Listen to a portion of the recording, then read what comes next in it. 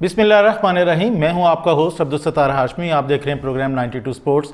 नाजरीन, मैं आज आपके साथ एक बड़ी ब्रेकिंग न्यूज़ शेयर करना चाहता हूं। सुबह सुबह ये अफसोसनाक खबर मिली है और वो ख़बर ये है कि FIA जो कि फेडरल इन्वेस्टिगेशन एजेंसी है, उनके एहलकारों ने पाकिस्तान क्रिकेट बोर्ड के दफातर पर छापा मारा है और उस छापे के बाद वो वहाँ से 2 मुलाजमीन और टिकटिंग हेड यानी वो ख़ातून हैं महविश उमर, उनको वो अपने साथ ले गए हैं। और यूँ कह लें कि इस छापे में वो 3 लोगों को अपने साथ ले गए हैं। ये जो छापा मारा गया है, इसके पीछे जो बात सामने आई है वो ये है कि अभी न्यूजीलैंड की सीरीज़ और उससे पहले PSL के मैचेस के हवाले से जो टिकटिंग में कुछ बेज़ाब्तगियाँ सामने आई हैं, कुछ घपले सामने आए हैं, कुछ फ्रॉड सामने आए हैं, जिसकी तहकीकात जो है वो FIA कर रही थी और उसी तहकीकात के ज़िम्मे में वो इन लोगों को साथ लेकर चले गए हैं। इस खबर का सबसे हैरानकुन पहलू ये है कि ये 2 महकमे हैं, 2 इदारे हैं, एक FIA और एक PCB। दोनों इदारों का सरबरा एक ही है, यानी मोहसिन नकवी साहब जो हैं वो चेयरमैन क्रिकेट बोर्ड भी हैं और वज़ीर दाखिला भी हैं, और FIA जो है वो उन डिपार्टमेंट उनके अंडर आता है। अच्छा, अब उन्हें लोग ये सवाल कर रहे हैं कि अगर ये एक ही सरबरा के मतहत 2 इदारों में अगर कोई बात थी तो ये अंदर बैठकर भी हल हो सकती थी। इसको यूँ पब्लिक करना अच्छी बात नहीं है और इससे बड़ी सुबकी हुई है। लेकिन दूसरे एंड पर अगर देखा जाए कि मोहसिन नकवी साहब ने बतौर वज़ीर आला पंजाब बड़ी शानदार खिदमत सर अंजाम दी और अभी क्रिकेट में वो आए तो उन्होंने क्रिकेट में भी बहुत अच्छे काम किए। मसलन पहला ये कि उन्होंने एक इंडिपेंडेंट सिलेक्शन कमेटी बना दी, दूसरा ये कि उन्होंने कज़ाफ़ी स्टेडियम के पास ही एक इमारत ख़रीद ली और वहाँ होटल बनाने का इरादा है और शफाफियत है, वहाँ सिफारिश नहीं है।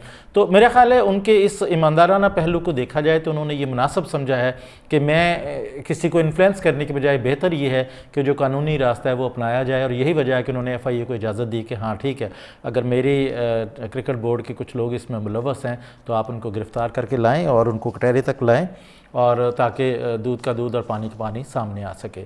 अच्छा, अब मैं आपको वो स्कैम बताता हूँ कि वो स्कैम क्या है, वो मसला क्या है। मसला ये है कि जब भी कोई टीम आती है, जब भी कोई टूर्नामेंट होता है तो उसमें सबसे बड़ी आमदनी का ज़रिया गेट मनी होता है, यानी जो लोग टिकट ख़रीद कर देखने आते हैं और उन टिकटों की मद से आने वाली आमदनी जो है वो सब बड़ा ज़रिया होता है। तो यहाँ आप देखें कि यानी PSL में भी ऐसा हुआ और उसके बाद न्यूजीलैंड की जो सीरीज़ अभी 5 मैचेस की हुई उसमें भी ऐसा हुआ कि बहुत सारी बेज़ाब्तगियाँ सामने आईं। और इसका मतलब ये कि ये 2 दिन की बात नहीं है बल्कि महीनों की बात है, क्योंकि PSL तो महीना पहले हुआ था, तो महीनों की बात है। और महीनों में FIA ने अपनी तहकीकात के बाद ये डिसाइड किया कि हमें महविश उमर को गिरफ़्तार करना होगा। वो क्रिकेट बोर्ड में टिकटिंग के डिपार्टमेंट को हेड करती हैं। अच्छा, अब ये टिकटों का जो मसला है ये सिर्फ पाकिस्तान का ही नहीं है, पाकिस्तान क्रिकेट बोर्ड का ही नहीं है, दुनिया भर में ये मसाइल आते रहते हैं। और अभी आपने देखा जो पिछला वर्ल्ड कप गया है 50 ओवर वाला, उसमें ICC को एक मैच में $2.5 मिलियन का नुकसान हुआ था इस फ्रॉड की वजह से। और अभी पिछले साल वहाँ के जो क्रिकेट बोर्ड के चेयरमैन थे सारो गंगोली, उनके छोटे भाई को गिरफ़्तार किया गया और उन पर भी यही इल्ज़ाम था कि वो भी टिकटिंग की ब्लैक में वो मुलव्वस थे। अच्छा, अब ये ब्लैक क्या होती है? ब्लैक ये होती है, ब्लैक का मुझे जो समझ आती है वो ये कि पाकिस्तान में पहले जब बहुत ज़्यादा सिनेमा होते थे तो उन सिनेमा में जब कोई अच्छी फ़िल्म लगती थी तो ज़ाहिर है हॉल में बैठने की गुंजाइश जो है वो महदूद लोगों की होती थी और देखने के लिए जो है वो 3-4 गुना ज़्यादा आ जाते थे। तो ऐसे में वो सिनेमा इंतज़ामिया जो है ना वो अपने लोगों के साथ मिलकर टिकट ब्लैक किया करते थे। जो टिकट 10 रुपये का था वो 100 रुपये का बेचते थे, तो इसे टिकट ब्लैकिंग कहते हैं। इसी तरह सारा गंगोली के भाई सनोश गंगोली जो है ना वो भी टिकट ब्लैक में मुलव्वस पाए गए और वहाँ के जो इंटेलिजेंस एजेंसी थी उन्होंने उन्हें उठाया और उसको प्रोब किया।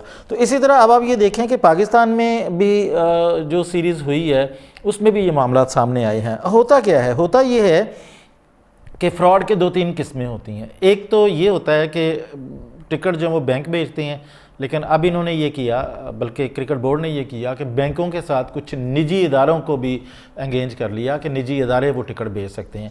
अब वो निजी इदारे क्या करते हैं, ऑनलाइन ऑफ़र रखते हैं कि ऑनलाइन टिकटें ख़रीद लें आप। ऑनलाइन टिकटों में बड़े घपले होते हैं। मसलन एक घपला ये होता है कि कोई भी अपनी कंपनी बनाकर ऑनलाइन आ जाता है और लोगों को मुतासर करता है और उन्हें कहता है कि आप यहाँ से टिकट ख़रीदिए, हम आपको इतने % जो है वो कंसेशन देंगे। तो लोग वो अपनी ऑनलाइन बुकिंग करवा के पैसे दे देते हैं और वो टिकट भी जारी कर देते हैं। लेकिन होता ये है कि जब वो लोग स्टेडियम पहुँचते हैं और गेट एंटर होने लगते हैं तो वहाँ पर जो लगे कंप्यूटर्स हैं उनमें तो उनका रिकॉर्ड ही नहीं होता उन टिकटों का, तो लिहाजा वो टिकटें फ़ेक होती हैं, जाली होती हैं, तो उनको सेटिसाइड कर दिया जाता है। अभी आपने देखा कि लाहौर में 2 मैच हुए हैं न्यूजीलैंड के, और दोनों में ये बात देखने में आई कि हाउसफुल का जो बोर्ड है वो लगा हुआ था। बड़ी खुशी की बात थी कि लाहौरी आए, लेकिन अफसोसनाक बात ये था कि जितने लोग अंदर थे उससे कहीं ज़्यादा बाहर भी थे, और उन बाहर के खड़े लोगों में बहुत सारे लोग ऐसे थे जिनके पास जाली टिकटें थीं। तो ये वो जाली टिकटों का स्कैम है जो पकड़ा गया है और जिसमें क्रिकेट बोर्ड के अहलकार को भी गिरफ्तार किया गया है। और दूसरा ये होता है कि ये लोग ऑनलाइन टिकट बेचते हैं, पैसे ले लेते हैं और उसके बाद गायब हो जाते हैं, उनको समझ ही नहीं आती कि वो कहाँ जाना है। तो इस पर FIA जो है वो मुतहरक हुई और उन्होंने क्या किया कि सबसे पहले बैंकों का रिकॉर्ड लिया, निजी कंपनियां जो टिकट बेचते हैं उनसे रिकॉर्ड लिया, और उसके बाद क्रिकेट बोर्ड को जो आमदनी आई है उसको रिकॉर्ड लिया। अब देखें जितने टिकट बेचे हैं उतने पैसे तो आने चाहिए कमीशन काटने के बाद। बैंक अपनी कमीशन काट के बाकी पैसे बैंक बोर्ड को दे देता है। तो वो जो फ़र्क आया उसमें, वहाँ से इस घपले का अंदाज़ा हुआ और इस घपले को उन्होंने एड्रेस किया और इस पर उन्होंने कार्रवाई की, और कार्रवाई करते हुए ये किया कि वहाँ जाकर क्रिकेट बोर्ड के लोगों को उठा कर ले गए। अच्छा, अब ये जो ऑनलाइन फ्रॉड है इसमें ज़ाहिर है जब तक घर के लोग मुलव्वस नहीं होंगे उस वक्त तक ये आगे नहीं चल सकता।